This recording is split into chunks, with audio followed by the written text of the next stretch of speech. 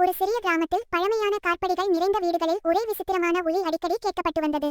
அந்த வீட்டு மாடியில் ஒரு பழைய காரக்கிழவி இருந்தது. அந்த கிழவி யாரும் பயன்படுத்தவில்லை. ஆனால் ஒரு விந்தையான விஷயம் இருந்தது. அந்த கிழவி வாசிக்கும் ஒலி வந்த உடனே ஊரில் அவ்வளவு நிசப்தம் ஏற்படும். அந்த ஊரில் வசித்த கீர்த்தனா என்ற சிறுமி எப்போதும் ஆர்வமாக புதிர்கள் மர்மங்கள் விரும்புபவள். ஒரு நாள் அவள் சின்ன சின்ன சத்தங்களை பின்தொடர்ந்து அந்த பழைய வீட்டிற்குள் சென்று சேர்ந்தாள். அங்கே அந்த சூனிய காரக்கிழவியை பார்த்தாள். இதில என்ன இருக்கு என்று ஆச்சரியப்பட்டாள். அவள் கிழவியை மெதுவாக தட்டி வாசிக்க ஆரம்பித்தபோது கிழவியின் சத்தத்துடன் கூட அவளது மனதில் ஏதோ வலிமையான குரல் கேட்டது.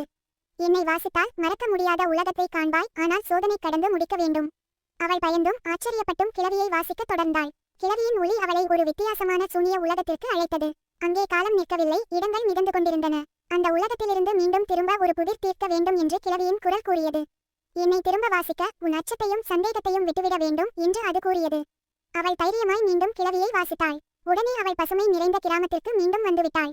கிழவி அமைதியாக இருந்தது. ஆனால் அந்த நாள் முதல் அந்த காரக்கிழவி எப்போதும் அவளுக்கே மட்டுமே இசை இசைக்கும். அந்த காரக்கிழவி ஒரு சூனிய கதையின் கதவாக இருந்து அதன் ரகசியம் அவளோடு மட்டும் புதையுண்டு போனது.